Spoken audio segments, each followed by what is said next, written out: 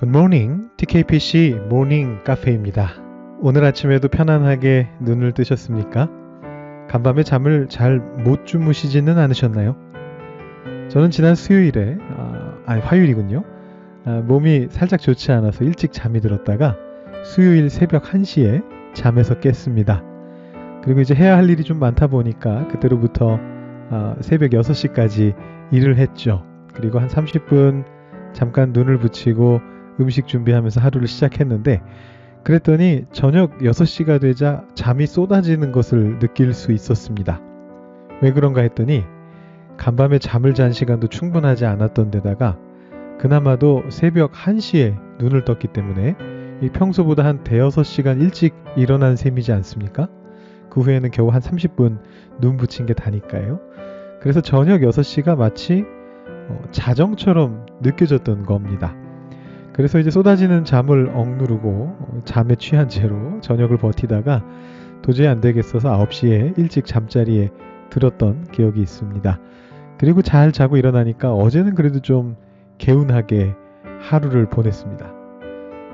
잠이 참 중요합니다. 그죠? 여러분들도 어젯밤 동안 충분한 휴식이 있으셨기를 바랍니다. 혹시 못 주무셨다면 우리 낮잠을 좀 주무시거나 오늘 밤에라도 이렇게 푹 주무실 수 있는 그런 시간을 가지시면 좋겠습니다. 그렇게 개운한 하루를 시작하시기를 바라면서 오늘 새벽 카페 시작합니다.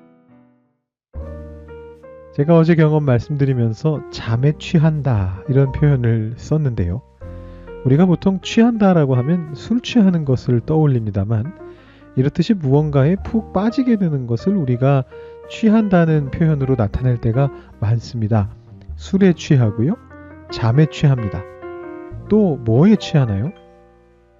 자기 자신이 잘났다고 생각하면서 스스로에게 빠져드는 나르시스트 같은 사람을 놓고 우리는 자아도취라는 표현을 씁니다. 제가 말을 갖다 붙인 게 아니고요. 이 취자가, 자아도취에 나오는 취 한자가 우리 취한다 할 때 그 취자와 같은 글자입니다. 자신의 잘난 맛에 취하는 겁니다. 또 어떤 것에 취하죠? 콘서트 공연 같은 거를 보러 가서 거기에 어떤 뜨거운 열기에 취한다 이런 말도 쓰고, 또는 분위기에 취한다 이런 말도 우리가 씁니다. 또 그 외에도 사람에 취한다 이런 말도 쓰고요. 또 시에 취한다 이런 말을 씁니다. 그러니까 무언가 매력이 있고 사람을 홀리는 어떤 것에 홀딱 빠져드는 경우에 이 표현을 쓰는 것이죠. 오늘 말씀을 보면 취한 사람이 한 사람 나옵니다. 여러분 너무나 잘 아시는 한나인데요. 한번 장면을 좀 볼까요? 12절부터 15절까지 말씀을 제가 다시 한번 읽어보겠습니다. 그가 여호와 앞에 오래 기도하는 동안에 엘리가 그의 입을 주목한즉 한나가 속으로 말하매 입술만 움직이고 음성은 들리지 아니하므로 엘리는 그가 취한 줄로 생각한지라. 엘리가 그에게 이르되 네가 언제까지 취하여 있겠느냐? 포도주를 끊으라 하니 한나가 대답하여 이르되 내 주여 그렇지 아니하니이다. 나는 마음이 슬픈 여자라. 포도주나 독주를 마신 것이 아니요 여호와 앞에 내 심정을 통한 것뿐이오니. 이렇게 나오고 있습니다. 우리의 이 엘리 제사장, 참 문제가 많은 분이죠. 이분이 여기서 무슨 넘겨짚기를 하시는데, 이 한나가 기도하면서 입술은 움직이는데 소리가 밖으로 안 나오는 이제 그런 기도를 하고 있었더니만 그걸 보고 술에 취했다고 생각한 거예요. 그래서 언제까지 취해 있겠느냐 이렇게 근엄하게 꾸짖습니다. 근데 한나는 술에 취해 있던 게 아니었죠. 무엇에 취해 있었습니까? 바로 비통한 마음에 취해 있었습니다. 6절 보시면 이런 표현이 나오죠. 여호와께서 그에게 임신하지 못하게 하심으로 그의 적수인 분인나가 그를 심히 격분하게 하여 괴롭게 하더라. 7절에도 이렇게 나옵니다. 매년 한나가 여호와의 집에 올라갈 때마다 남편이 그같이 하매 분인나가 그를 격분시키므로 그가 울고 먹지 아니하니. 또 10절에 이렇게 나옵니다. 한나가 마음이 괴로워서 여호와께 기도하고 통곡하며. 그리고 우리가 방금 봤던 15절에서도 나오고 또 그 다음 16절에서도 그런 말을 합니다. 저는 마음이 슬픈 여자입니다. 나의 원통함과 격분됨이 많아서 그렇습니다. 이렇게 이야기를 합니다. 한나의 마음을 사로잡고 있었던 것은 원통함이고 슬픔이었습니다. 그럴만하죠. 이 시대에는 특히나 자녀가 없다라는 것이 큰 불명예였지 않습니까? 지금이야 그렇지는 않습니다만 거기에 경쟁 상대가 계속 놀리고 격분시키고 괴롭히니까 얼마나 원통하겠습니까?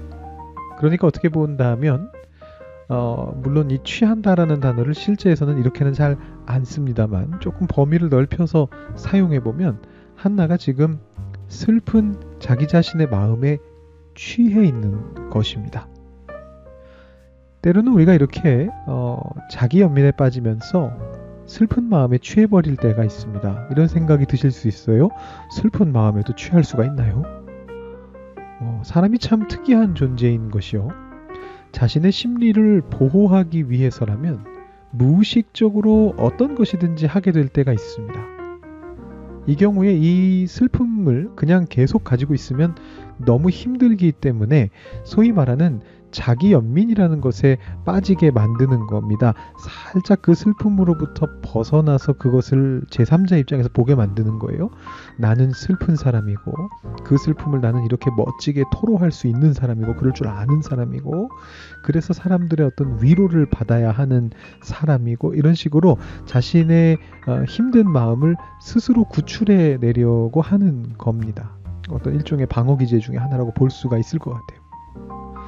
그래서 아마 이 엘리가 노련한 상담가였다면 그녀를 위로하려고 애썼을 것 같습니다. 그런데 기도하는 사람을 놓고 이 사람 술 취했나? 이런 생각이나 하는 이 무심한 이 제사장은 그만 한나에게 뭐라고 얘기했느냐 하면 하나님이 응답해 주실 테니까 그쯤 하고 가세요. 이렇게 말을 했습니다. 제가 엘리의 발언을 너무 과장돼서 표현한 건가요? 평안히 가라. 되게 성경에 멋있게 쓰여져 있는데 제 느낌엔 그렇게 들려요. 되게 지금 귀찮은 것 같아요. 하나님이 응답해 주실 테니까 그쯤 하고 가세요. 이렇게 말을 했는데 근데 소 뒷걸음질 치다가 쥐 잡는다고요? 제가 이 속담을 지지난주인가도 말씀드린 것 같은데 자주 쓰기는 해요. 이 엘리가 지금 그냥 무심하게 한 말인데 이것이 지금 한나에게 구원의 메시지로 다가옵니다. 우연찮게도 말이죠. 그래서 한나는 그 은혜를 냉큼 받고서 더 이상 근심하지 않았고 놀랍게도 하나님의 응답을 정말로 받게 되는 것입니다. 도대체 뭘 잘했길래 이런 은혜를 받을 수가 있었을까요? 한나가 잘한 것은 그런 자기 연민 속에서도 하나님을 찾았다는 것이죠. 하나님께 그 마음을 토로했다는 것입니다. 자기 연민 속으로 자기가 침잠에 들어가면서 하나님을 버리지 않고 그 자기 연민 속에서도 결국은 하나님을 바라봤다는 거예요. 그랬기에 이 눈앞에 나타난 엘리 제사장이 비록 그 사람이 영적으로 뛰어난 존재인지 아닌지 한나가 알 수는 없었습니다만 그 순간 그의 입을 통해 나온 그 답을 하나님께서 주신 답으로 감사히 받고 그녀가 취해 있었던 자기 연민으로부터 빠져나올 수 있었던 것입니다. 이것은 하나님께 취한 사람의 특징입니다. 하나님께 취한 사람도 가끔씩은요, 자기 연민에 취할 때도 있고요. 자아 도취에 취할 때도 있고요. 물론 잠에 취하거나 술에 취할 때도 있습니다. 가끔 있을 수 있습니다. 그러나 기본적으로 하나님께 빠져 있는 사람은, 하나님께 취해 있는 사람은 그 모든 상황에서 하나님과 대화하면서 결국에는 하나님으로부터 응답을 받을 줄 안다라는 것입니다. 오늘 묵상을 위해서 한번 이 질문을 여러분들께 드려봅니다. 여러분들께서 요즘 취해 있으신 게 있다면 그건 무엇입니까? 아주 심취해 있는 것 말입니다. 그 자체가 나쁜 것은 아닙니다. 그게 자아도취가 됐던 자기 연민이 됐던 무슨 드라마에 취해 있으시던 심취해 있으시던 그 자체가 나쁜 건 아니에요. 다만 여러분 그것을 하나님과 함께 하십시오. 하나님을 거기서 배제해버리지 마세요. 하나님을 잊어버리지 마세요.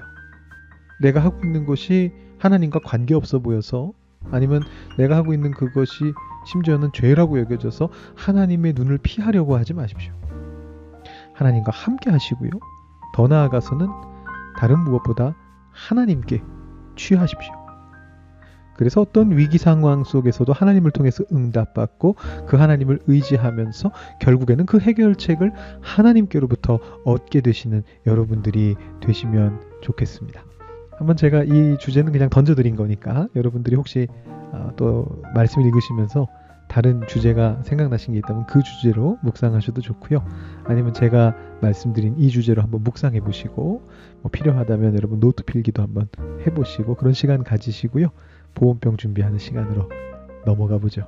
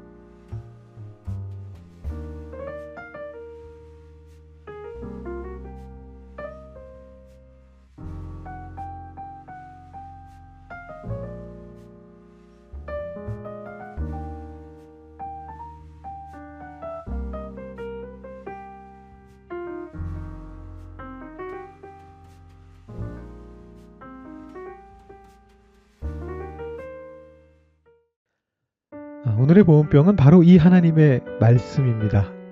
그러므로 어리석은 자가 되지 말고 오직 주의 뜻이 무엇인가 이해하라. 술 취하지 말라. 이는 방탕한 것이니 오직 성령으로 충만함을 받으라. 여러분들의 삶을 향한 주님의 뜻을 이해하시고 분간하시고요. 성령의 충만함을 간구하시면서 성령께 취해 있으신 그런 여러분들 되실 수 있기를 바랍니다. 오늘 하루가 그런 하루가 되실 수 있기를 바랍니다. 제가 기도하고 마치도록 하겠습니다. 하나님 감사합니다. 오늘 우리가 한나의 모습을 보면서 우리가 무엇에 심취해 있는가 잠시 생각해 볼 수 있는 그런 시간 가지게 해주셔서 감사합니다. 무엇보다 하나님께 취하게 되기를 원합니다. 그리고 하나님과 함께 우리의 삶 속에서 일어나는 일들에도 심취할 수 있기를 원합니다. 하나님께서 우리에게 허락해 주시는 귀한 은혜들을 오늘 하루도 받아 누리면서 성령의 충만함 속에 우리 삶 속에 임하시는 주님의 뜻들을 분간하면서 이해하면서 그 속에서 주님을 발견할 수 있는 우리들 될 수 있도록 주님 인도해 주시옵소서. 성령께 취한 사람으로 살아갈 수 있게 주님 오늘 하루 동안 모든 순간을 주님께서 인도하여 주시옵소서. 감사드리며 예수님의 이름으로 기도드립니다. 아멘. 네, 오늘 하루도 성령께 취해 있으신 여러분들 되실 수 있기를 바랍니다. 내일은 토요 새벽 기도회가 있는데요. 내일부터 우리 한 달 동안 5주 동안은 민경석 목사님께서 말씀을 전해 주십니다. 여러분 많이 오셔서 귀한 은혜 받으실 수 있기를 바랍니다. 성령과 함께 충만한 금요일 맞이하시기 바랍니다.